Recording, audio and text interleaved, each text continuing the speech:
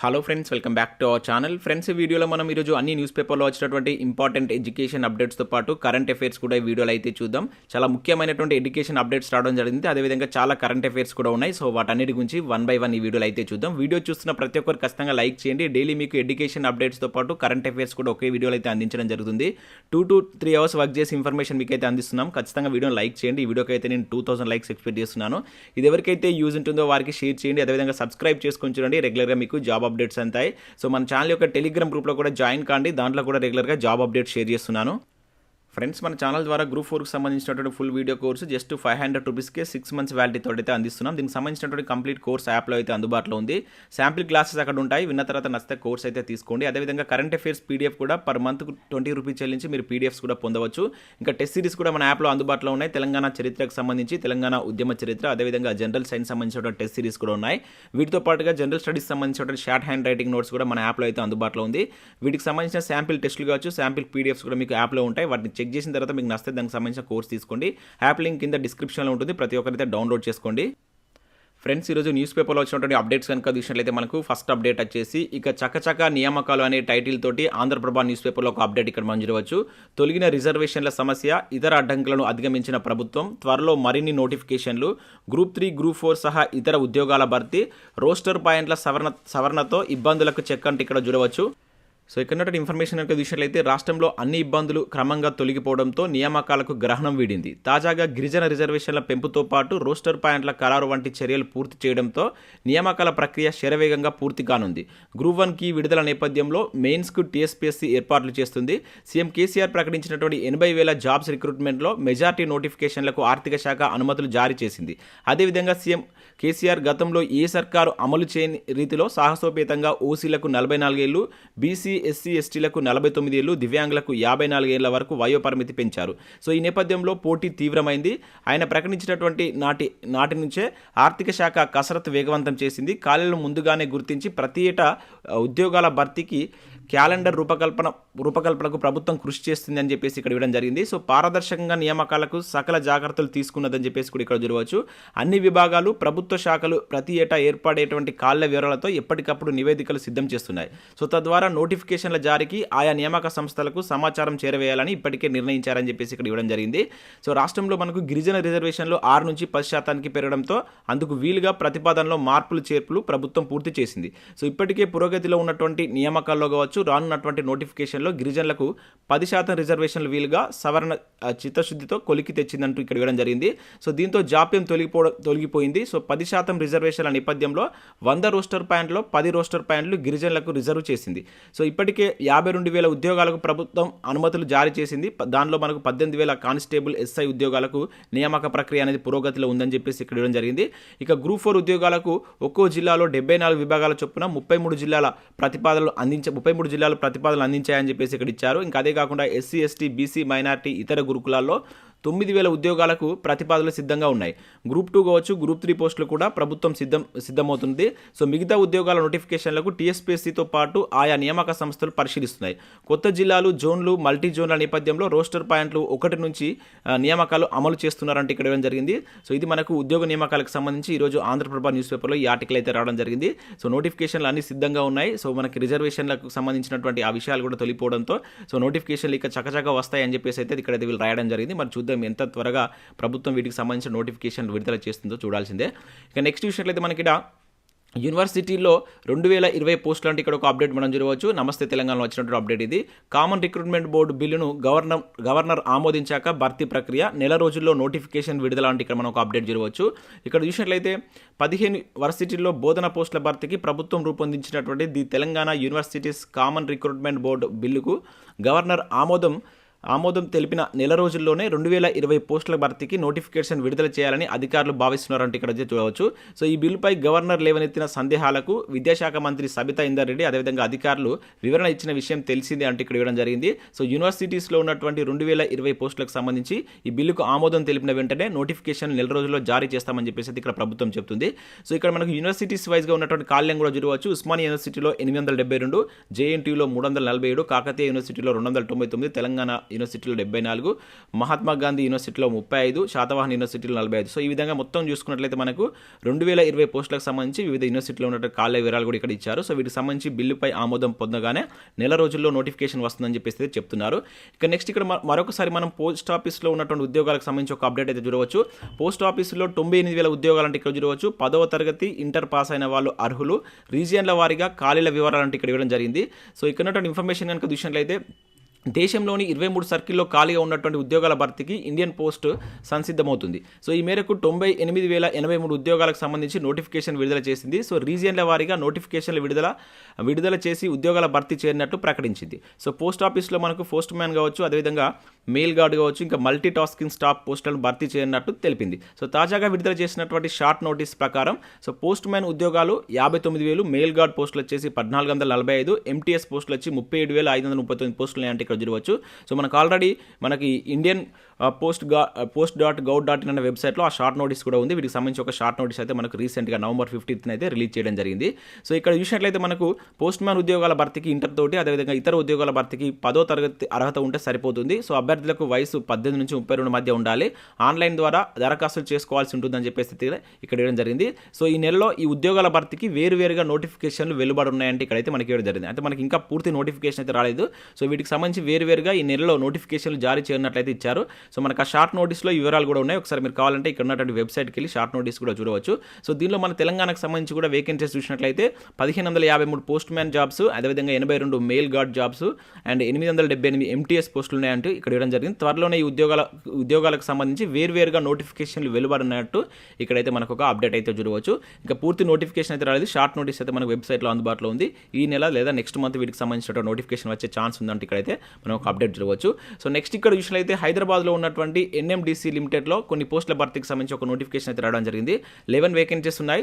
Junior company సెక్రటరీకి సంబంధించి, అదేవిధంగా అసిస్టెంట్కి సంబంధించిన వేకెన్సీ అయితే ఉన్నాయి. మనకి ఇక్కడ విభాగాలు చూసుకుంటే లా కావచ్చు, కెమికల్ కావచ్చు, ఇంకా రాజభాష, పర్సనల్, ఎన్విరాన్మెంటల్ విభాగంలో ఉద్యోగాలు అయితే ఉన్నాయి. November 25th లాస్ట్ డేట్ ఉంది. ఇంట్రెస్టెడ్ క్యాండిడేట్స్ ఇక్కడ ఉన్నటువంటి వెబ్సైట్కి వెళ్ళి చూసి మీకు కనుక ఇంట్రెస్ట్ ఉంటే వాటికి అప్లై చేసుకునే ప్రయత్నం చేయండి. సో ఇవి మనకు వివిధ న్యూస్ పేపర్లో వచ్చినటువంటి education updates. Next current affairs ఉన్నాయి. ఈ రోజు అయితే చాలా కరెంట్ అఫైర్స్ రావడం జరిగింది. దాంతోపాటు ఇవి చాలా ముఖ్యమైనటువంటి కరెంట్ అఫైర్స్. ఎక్కడ స్కిప్ చేయకుండా ఎండ్ వరకు చూడండి. ఖచ్చితంగా లైక్ చేయండి. ఒక 2 hours వర్క్ చేసి మీకు దాదాపు ఒక 6 to 8 పేపర్ చదివి కరెంట్ అఫైర్స్ అయితే అందించడం జరుగుతుంది. ఖచ్చితంగా లైక్ చేస్తారని చెప్పేసి నేను ఆశిస్తున్నాను. సో ఇక్కడ మనం ఫస్ట్ కరెంట్ అఫైర్ కనుక చూసినట్లయితే కేంద్ర ఎన్నికల సంఘం కమిషనర్గా అరుణ్ గోయల్ అంటే ఇక్కడ ఒక అప్డేట్ మనం చూడవచ్చు. సో మనకు కేంద్ర ఎన్నికల సంఘ కమిషనర్గా 1985 batch Punjab cadre retired IAS అధికారిగా ఉన్నటువంటి అరుణ్ గోయల్ నియమితులు కావడం జరిగింది. సో మనకు ఎన్నికల కమిషన్లో మొత్తం 3 ఉంటారు. ఒకరు వచ్చేసి మనకు ప్రధాన ఎన్నికల కమిషన్, మిగతా 2 కమిషనర్లు అయితే ఉంటారు. సో ప్రస్తుతం మనకు ప్రధాన ఎన్నికల కమిషనర్గా రాజీవ్ కుమార్ చేస్తున్నారు. మరొక ఎన్నికల కమిషనర్గా అనూప్ చంద్ర పాండే చేస్తున్నారు. ఇప్పుడు 3వ వ్యక్తిగా మరొక కమిషనర్గా మనకు అరుణ్ గోయల్ అయితే నియామకం కావడం జరిగింది. చాలా ఇంపార్టెంట్. సో రీసెంట్గా మనం ఎన్నికల కమిషన్ సంబంధించి ఇంకొక వార్త కూడా చూసాం. దీన్ని కూడా కొలీజియం వ్యవస్థ దీనిలో అమలు చేయాలని చెప్పేసి ఒక కేసు అయితే కోర్టులో వేయడం జరిగింది. అది విచారణ జరుగుతుంది. సో మనకు వార్తల్లో ఉన్నటువంటి అంశం కనుక కేంద్ర ఎన్నికల కమిషన్ సంబంధించి ఇది మనకు కాన్స్టిట్యూషనల్ బాడీ, రాజ్యాంగబద్ధ సంస్థ కనుక కంప్లీట్ డీటెయిల్స్ చూడండి. సో దీనికి సంబంధించినటువంటి ఆర్టికల్స్ ఏంటి, సో ఈ నియామకానికి ప్రత్యేక వయసు ఏమైనా ఉంటుందా ఉండదా, గరిష్ట వయసు ఎంత, అండ్ అదేవిధంగా దీని యొక్క ప్రధాన ఎన్నికల కమిషన్ యొక్క పదవీ కాలం ఎంత, అదేవిధంగా వీళ్ళ యొక్క శాలరీ కావచ్చు, వీళ్ళ యొక్క వర్క్స్, ఇవన్నీ కంప్లీట్ డీటెయిల్స్ చూడండి. ఎందుకంటే ఇది మనకు వార్తల్లో ఉన్నటువంటి అంశం కనుక రానున్నటువంటి పోటీ పరీక్షలు ఇక్కడ నుంచి మనం క్వశ్చన్ ఎక్స్పెక్ట్ చేయవచ్చు. సో నెక్స్ట్ ఇక్కడ చూసినట్లయితే దలైలామాకు గాంధీ మండేలా అవార్డు అంటే ఇక్కడ ఒక ఇంపార్టెంట్ కరెంట్ అఫేర్ చూడవచ్చు. అవార్డు అందుకుంటున్నటువంటి దలైలామా అని చెప్పేసి ఇక్కడ మీరు చిత్రంలో చూడవచ్చు. సో హిమాచల్ ప్రదేశ్ రాష్ట్ర గవర్నర్ రాజేంద్ర విశ్వనాథ్ అర్లేకర్ గాంధీ మండేలా అవార్డును శనివారం టిబెట్ ఆధ్యాత్మిక గురైనటువంటి దలైలామాకు అందజేసినట్లు ఇక్కడ మనైతే గుర్తుంచుకోవాల్సి అయితే ఉంటుంది. ఇక్కడ మనం డైరెక్ట్ క్వశ్చన్ అడుగుతారు. So Dalai Lama Gandhi Mandela award ఈ ఇయర్ ఎవరికి వచ్చిందని చెప్పేసి డైరెక్ట్ అడగవచ్చు. సో ఇక్కడ మీరు దలైలామా అని చెప్పేసి గుర్తుంచుకోండి. సో నెక్స్ట్ చూసినట్లయితే ఇక్కడ మరొక అవార్డుకు సంబంధించినటువంటి కరెంట్ అఫేర్ ఇది. సో ఇది మనకి ఏంటంటే రచయిత్రి రుక్మిణి బెనర్జీకి ఇందిరాగాంధీ శాంతి బహుమతి అయితే రావడం జరిగింది. సో ఇక్కడ ఇచ్చిన 2021కి సంబంధించినటువంటి ఇందిరాగాంధీ శాంతి బహుమతి సో నిన్న అయితే ఇవ్వడం జరిగింది. అది అందుకున్నటువంటి వ్యక్తి ఎవరంటే డాక్టర్ బెనర్జీ గారు. సో చాలా ఇంపార్టెంట్. సో డైరెక్ట్గా అడుగుతారు. సో ఈమె ఏంటంటే ప్రథమ్ అనేటువంటి స్వేచ్ఛా సంస్థలో తరపున ఆమె వర్క్ చేస్తుంది. సో ఆ అవార్డును అయితే ఈ ఇయర్ మనకు సోనియా గాంధీ శాంతి బహుమతి అవార్డును అందుకున్నటువంటి వ్యక్తి కింద ఈమెను గుర్తుంచుకోవాల్సి ఉంటుంది. డైరెక్ట్గా నేమ్ గుర్తుంచుకోండి. అంతకంటే మనకి ఇక్కడ ఎక్కువ అడగడానికి ఏం ఛాన్స్ ఉంటుంది కనుక నేమ్ గుర్తుంచుకోండి. గుర్తుంచుకోండి. సో నెక్స్ట్ చూసినట్లయితే ఇక్కడ ఒక ఇండెక్స్ అయితే రావడం జరిగింది, చాలా ఇంపార్టెంట్. ఇండెక్సెస్కి సంబంధించి మనకు ఎక్కువ కరెంట్ అఫైర్స్ విభాగంలో క్వశ్చన్స్ అయితే అడుగుతున్నారు. సో నెట్వర్క్ సంసిద్ధత సూచిలో భారత్కు 61వ స్థానం అని చెప్పేసి ఇక్కడ చూడవచ్చు. అమెరికాకు చెందినటువంటి లాభాపేక్ష లేని సంస్థ పోర్చ్లాండ్స్ ఇన్స్టిట్యూట్ రూపొందించినటువంటి నెట్వర్క్ సంసిద్ధత సూచి 2022, దీన్నే రెడీనెస్ ఇండెక్స్ అని చెప్పేసి కూడా పిలుస్తారు. సో దీనిలో మనకు మన భారత్ లాస్ట్ ఇయర్ కంటే 6 స్థానాలను మెరుగుపరుచుకొని 61వ స్థానంలో పొందింది. మన భారతదేశం యొక్క ర్యాంకును గుర్తుంచుకోండి. దాంతోపాటుగా మనం ఇంకా ఇక్కడ గుర్తుంచుకోవాల్సింది ఏంటంటే మొదటి స్థానంలో ఉన్నటువంటి 3 ప్లేసెస్, ఒకటి అమెరికా ఫస్ట్ ప్లేస్లో ఉంది, ఇంకా అదేవిధంగా సెకండ్ ప్లేస్లో సింగపూర్ ఉంది, థర్డ్ ప్లేస్లో మనకు స్వీడన్ ఉంది. ఎందుకంటే వీటిని మనం వరుస క్రమంలో అమర్చమని అడుగుతాడు. సో ఆ నేపథ్యంలో ఈ 3 గుర్తుంచుకోండి.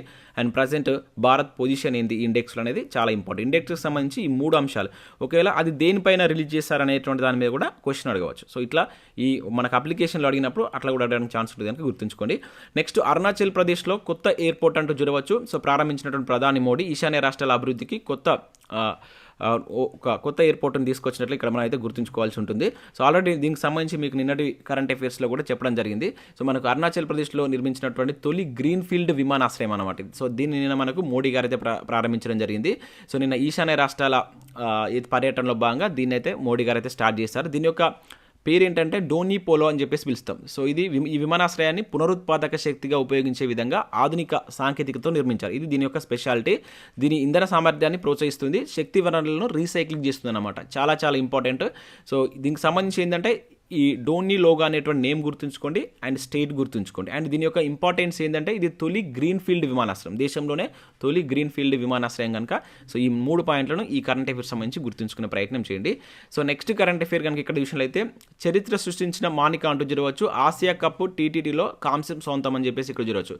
సో భారత table tennis star Manika Batra చరిత్ర సృష్టించింది. ఆసియా కప్లో కాంస్యం గెలిచి ఘనత సాధించినటువంటి తొలి భారత మహిళగా నిలవడం జరిగిందనమాట. చాలా చాలా ఇంపార్టెంట్. సో మనకి ఈ పర్టికులర్ ఆసియా కప్లో ఇప్పటి వరకు మనకి పథకాన్ని గెలిచినటువంటి భారత టెన్నిస్ స్టార్ అయితే ఎవరు లేరు. సో ఈమె ఫస్ట్ వ్యక్తి అని చెప్పేసి అయితే చెప్పడం జరిగింది. సో ఇది గుర్తుంచుకోండి. అంటే మనకు ఫస్ట్ పర్సన్ కనుక కరెంట్ అఫైర్స్ కొనుగోలు అడగడానికి ఛాన్స్ ఉంటుంది. భారత టేబుల్ టెన్నిస్ స్టార్ అనమాట. సో ఆమెకు ఏదైతే పర్టికులర్ ఆస్పెక్ట్లో మనకు ఆసియా కప్ టీటీటీలో కాంస్యం అయితే గెలవడం జరిగింది.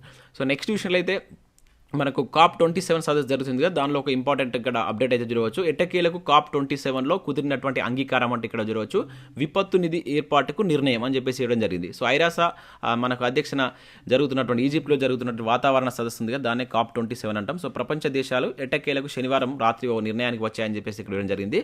సో మనకేదైతే ఈ సంపన్న దేశాలు విడుదల చేసేటువంటి కార్బన్ ఉద్గారాల ఫలితంగా విపత్తులు కావచ్చు, వాతావరణ ప్రతికూలతను ఎదుర్కొంటున్నటువంటి పేద దేశాలకు అందుకునేటువంటి విపత్తు నిధి చాలా చాలా ఇంపార్టెంట్. సో రీసెంట్గా మనకి మాంగ్రూవ్స్ ఫారెస్ట్కి సంబంధించి మడాడులకు సంబంధించి కూడా ఒక తీర్మానాన్ని పెట్టడం జరిగింది. అండ్ నెక్స్ట్ ఇది ఇట్లా మన COP27 సదస్సు జరుగుతుంది కనుక దీనిలో ఉన్నటువంటి మేజర్ ఏవైతే ఉంటాయో వాటికి సంబంధించి ఒకసారి మొత్తం క్లియర్ డీటెయిల్స్ చూడండి. వీలైతే నేను కూడా దానికి సంబంధించినటువంటి డీటెయిల్స్ తోటి ఒక వీడియోలో చెప్పేటువంటి ప్రయత్నం చేస్తాను. కంపల్సరీ మనకి ఇక్కడ నుంచి బిట్ అయితే ఎక్స్పెక్ట్ చేయొచ్చు కరెంట్ అఫైర్స్ కోణంలో. సో నెక్స్ట్ విషయంలో అయితే ఇక్కడ మనకు ఒక బుక్ అయితే రిలీజ్ చేయడం జరిగింది. సో డైరెక్ట్ ఇక్కడ బుక్ నేమ్ గుర్తుంచుకోండి. సో ఇక్కడ విశ్రాంతి IAS కాకి మాధవరావు ఆత్మకథను ఆవిష్కరిస్తున్నటువంటి RBI మాజీ గవర్నర్ వైవి రెడ్డి అని చూడవచ్చు. చిత్రంలో విజయ్ కుమార్ అని చెప్పేసి కూడా ఇచ్చారు. సో ఇక్కడ చూసినట్లయితే మనకు ఈ బుక్ పేరు ఏంటంటే బ్రేకింగ్ బారియర్స్ అని చెప్పేసి గుర్తుంచుకోండి. మాధవరావు రాసినటువంటి బ్రేకింగ్ బారియర్స్ అనేటువంటి పుస్తకాన్ని, ఇది ఎవరిదంటే మనకు కాకి మాధవరావు ఆత్మకథను ఆధారంగా చేసుకొని ఈ బుక్ రాయడం జరిగింది. రాసినటువంటి వ్యక్తి గుర్తుంచుకోండి మాధవరావు అని చెప్పేసి డైరెక్ట్గా మనకు క్వశ్చన్ అడగడానికి ఛాన్స్ ఉంటుంది.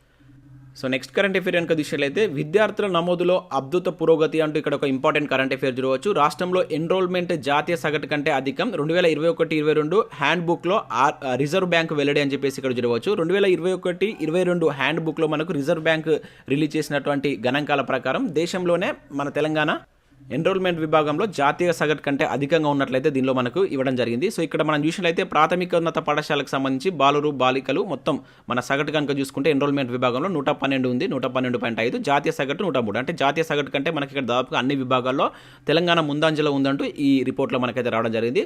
సో ఇతర రాష్ట్రాలతో పోలిస్తే తెలంగాణ అగ్రస్థానంలో ఉందని చెప్పేసి ఇక్కడ ఇవ్వడం జరిగింది. చాలా ఇంపార్టెంట్. తెలంగాణ ఫస్ట్ ప్లేస్లో ఉంది కనుక ఇటువంటి అడగడానికి ఛాన్స్ ఉంటుంది.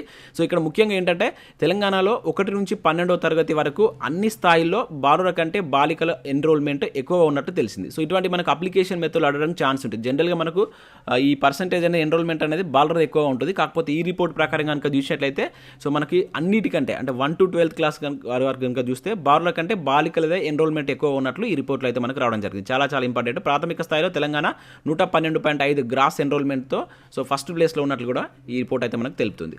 ఇక నెక్స్ట్ విషయంలో అయితే ఐరాస భద్రతా మండలిలో శాశ్వత సభ్య దేశంగా భారత్ అంటే ఇక్కడ చూడవచ్చు, మద్దతు ప్రకటించిన ఫ్రాన్స్, బ్రిటన్ అంటే ఇక్కడ చూడవచ్చు. మనకి ఏదైతే ఐరాసాకు సంబంధించిన సెక్యూరిటీ కౌన్సిల్ ఉంటుంది కదా, సో దానిలో మనకు భారత్ను శాశ్వత సభ్య దేశంగా చేకూర్చాలని చెప్పేసి ఇక్కడ మనకు ఫ్రాన్స్, బ్రిటన్ మరొకసారి సో మద్దతు ఇచ్చినట్లే ఒక అప్డేట్ అయితే ఇక్కడ చూడవచ్చు. సో మనకు చాలాసార్లు దీనికి సంబంధించి అప్డేట్స్ వస్తుంటాయి. సో మనకు ఐరాసాకు సంబంధించినటువంటి కంప్లీట్ డీటెయిల్స్ కూడా చూడండి, ఎప్పటికీ వార్తల్లో ఉండేటువంటి అంశాలు. సో మనకు ఐరాస భద్రతా మండలిలో ప్రజెంట్ ఏ దేశాలు శాశ్వత సభ్యత్వంలో ఉన్నాయనేటువంటి కింద కామెంట్ రూపంలో తెలియజేసే ప్రయత్నం చేయండి. సో నెక్స్ట్ విషయం అయితే విజేత భారత్ ఏ అంటూ చూడవచ్చు, మహిళా అండర్-19 ఫైనల్లో బి పై గెలుపంటూ చూడవచ్చు. సో ఇక్కడ మీరు గుర్తుంచుకోవాల్సిందంటే మహిళా అండర్-19 ఫైనల్ అంటే అండర్-19 కప్పు విజేత ఎవరని చెప్పేసి డైరెక్ట్గా అవడానికి ఛాన్స్ ఉంటుంది. సో భారత్ ఏ అని చెప్పేసి గుర్తుంచుకునే ప్రయత్నం చేయండి. సో ఇవి మనకు వివిధ న్యూస్ పేపర్లో వచ్చినటువంటి కరెంట్ అఫైర్స్. ఎక్కువ కరెంట్ అఫైర్స్ రావడం జరిగింది, చాలా ఇంపార్టెంట్ కరెంట్ అఫైర్స్. ప్రతి ఒక్కదాన్ని గుర్తుంచుకునే ప్రయత్నం చేయండి. Thanks for watching. Thank you everyone.